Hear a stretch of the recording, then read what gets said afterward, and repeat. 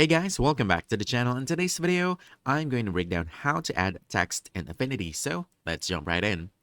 Now, once you're inside a blank document in Affinity, you're ready to add text. You want to look down at the lower left corner of your screen and you look for this T icon. All right, click on this one. This is actually the artistic text tool. Now you actually have two ways to add a text. First is artistic text, this one.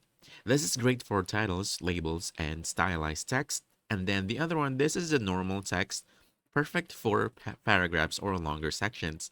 For now, let me go ahead and show you what is artistic tool. As you can see, that's the artistic tool. And then for the normal one, this frame text tool, let's go and show you this. This is the normal one, perfect for typing in paragraphs or longer sections. So let me show you, for example, let me type it in here.